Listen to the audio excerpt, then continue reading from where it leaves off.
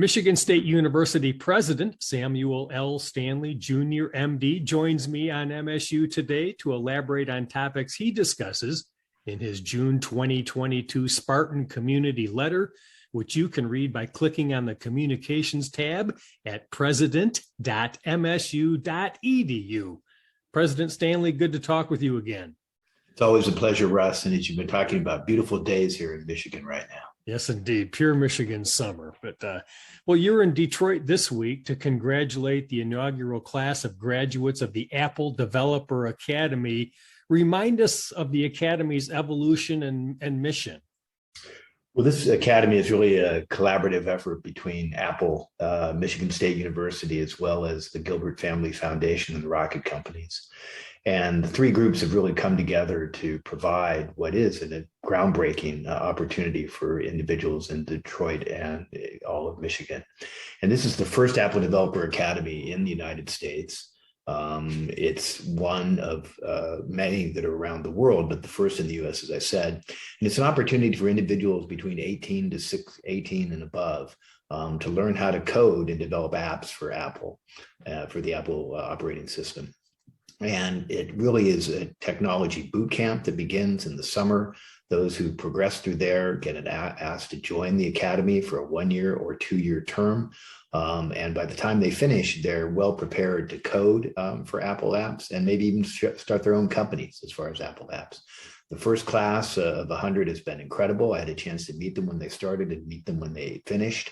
I met an 18-year-old student who's actually going to enroll at MSU in engineering. So came right out of high school, did his senior year in high school and did Apple Developer Academy at the same time. So a really talented individual.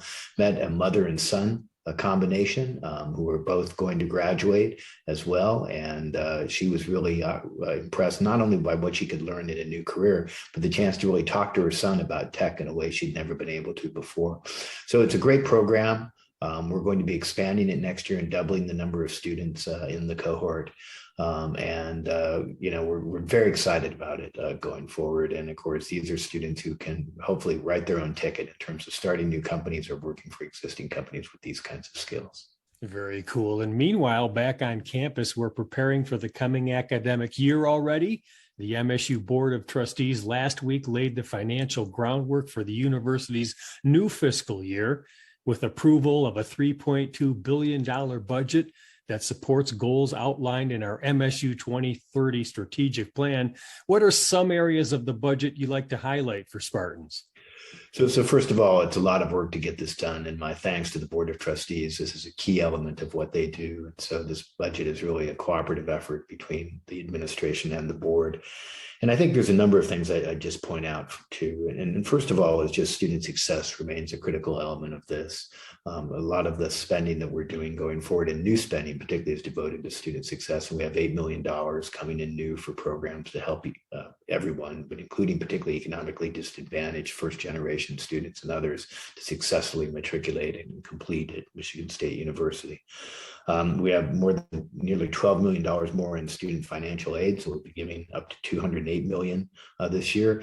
And for our economically disadvantaged students, that increased student aid helps mitigate the increase in tuition. We have a modest increase in tuition of 3%, but that'll be mitigated essentially by increased aid we give to those students. So all of that is to keep Michigan State University accessible, but make it accessible to excellence, and that's really our goal.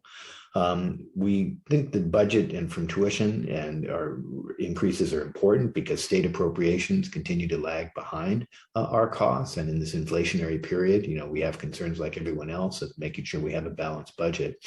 But we're optimistic that the state will do a little better by us this year than last year, but we'll see. Their proposals range from 0% increase for us to an 11% increase. So we'll see where we end up landing on that. Halfway between those things would be good. But that money is really important for us, and as well as to support our extension and ag and bio research operations on the university. And I think the other thing that's so important is we're making investment in our faculty as well. So the budget calls for a 5% increase for faculty. That's one of the highest increases they've had in years. That's on a merit basis, and then 1.5% for the provost to make increases in terms of retention or market considerations. And there's an additional $5 million just for a particular retention fund. So all this says that we really value our faculty. Our non-tenure track faculty have approved an agreement between the university and them, which also raises their salaries significantly as well. And we're very pleased at that agreement, and we were able to reach it. So all in all, this budget is really working to proceed for our strategic plan. It includes some money for the Multicultural Center, which is very important. There's money that comes from the student fee, but which would be utilized for the fields that are being completed, as well as the Health and Wellness Center on campus. So there's going to be some capital projects to this as well. So we're really excited about what's going on in the future. But as you said at the beginning, Russ, it really aligns with our strategic plan and what we're trying to do towards the future. Right. And in the area of outreach and stewardship, talk about the grant from the National Telecommunications and Information Administration that lets MSU continue our long legacy of service to the people of Michigan by working with Merit Network to expand high-speed internet to areas of Michigan with limited or no broadband service. Typical MSU collaboration.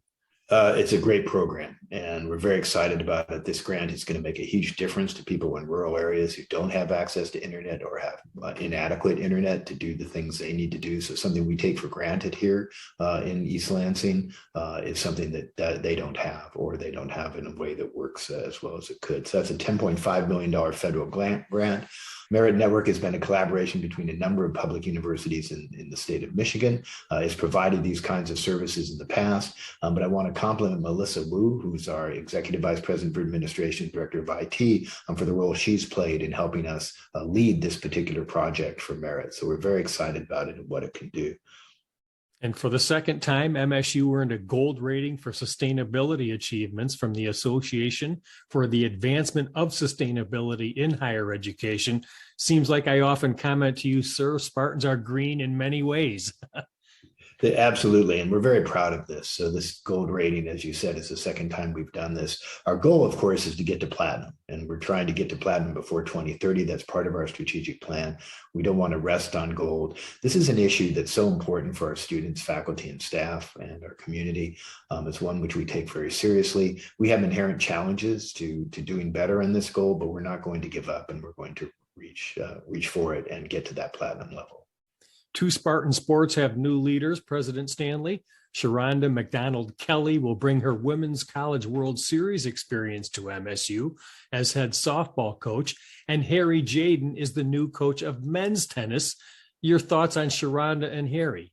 So first of all, welcome them to both of them, of course, to MSU. Harry's been here for a while, and I've had a chance to meet Harry, who's an outstanding tennis player. I've actually hit the balls with Harry, I've tried to hit the ball with Harry.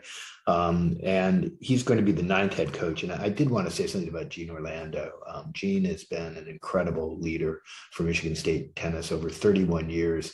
And this is someone who cares so much about the program that he really, has given everything he can to the program. I've had a chance to get to know him and how much he cares about tennis, and it's been just a wonderful opportunity to work with him. So I wish him all the best in his retirement. For Sharonda McDonald Kelly, she's a 4-time All Big 12 selection at Texas A&M.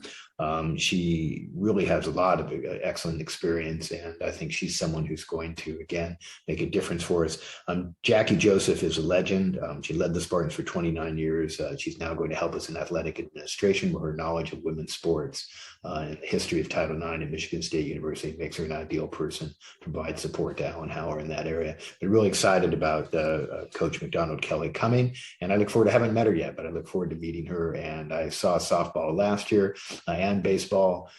Those are exciting sports, and I look forward to seeing her in a new role. And what are your reflections from this year's Juneteenth commemoration on campus? It was wonderful. I had to miss the first one we did, the kickoff celebration. So this one we had in Breslin.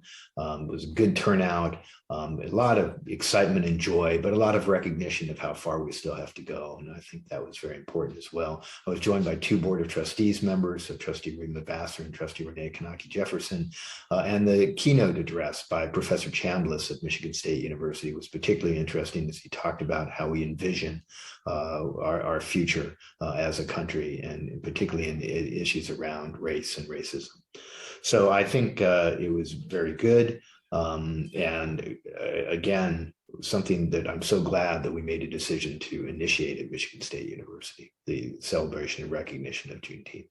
And finally, sir, we lost former MSU First Lady Joanne McPherson this month. She might best be remembered as the guiding spirit behind the creation of the MSU Safe Place in 1994. It's the first, and I still think only, university-based shelter where students, staff, faculty, and their partners experiencing abusive relationships can find refuge and support. And even recently, the McPhersons made a $50,000 challenge gift to create a Safe Place endowment in commemoration of its 25th anniversary. Just your reflection on Joanne.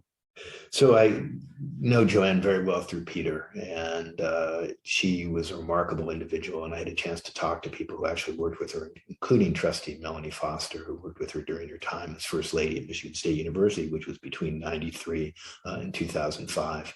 And as you said, her contributions to Safe Place, I think, will forever enshrine her in the memories of Michigan State to start that wonderful facility that makes such a difference in the lives of people who are undergoing relationship violence. Is so important, and we're so glad that we were able to take a lead on that and continue to be a lead on it. But she also was present in a number of different ways on campus, and a great partner to Peter, who's really been almost a mentor to me. So Peter reached out when I first became a university president, put me on a position on the board of the APLU, where I still am leading the research component of that, and has been a guide to me sometimes when I've had questions about Michigan State and some of the challenges and opportunities that it presents. So Peter's very special to me. Joanne was very special to him and to the university. So we really am sorry about his loss. And again, look forward to the opportunity to continue to honor her through the Safe Place. And I think contributions to Safe Place are something that the family is looking for in lieu of flowers in terms of her services. And President Stanley, just some final thoughts as we really get settled into summer in July, but are already looking forward to the fall. It's going to be exciting this year. I think get ready to, feel a crowd. We're looking at perhaps a record enrollment for this coming year. MSU has been a place that many students want to attend. We're very happy about that. And so Venny Gore is getting ready for the onslaught of the dorms. The provost is getting the faculty and staff ready. We're adding new numbers of advisors to help deal with increased students. We're adding new faculty to help deal with increased students. So we're going to make sure that the quality of what we're doing is not hurt at all by a number of students. Instead, we'll have more outstanding individuals getting an MSU education and more opportunities for our current students to meet people from around the world, hopefully, and get to know what is a great university firsthand. As always, sir, thank you for sharing your insights with Spartans around the world today. My pleasure. Thank you, Russ. That's Michigan State University President Samuel L. Stanley Jr., MD. You can read the president's June 2022 Spartan Community Letter that we've been discussing by clicking on the Communications tab at president.msu.edu, and follow along on Instagram too at MSU Pres Stanley. I'm Russ White for MSU Today.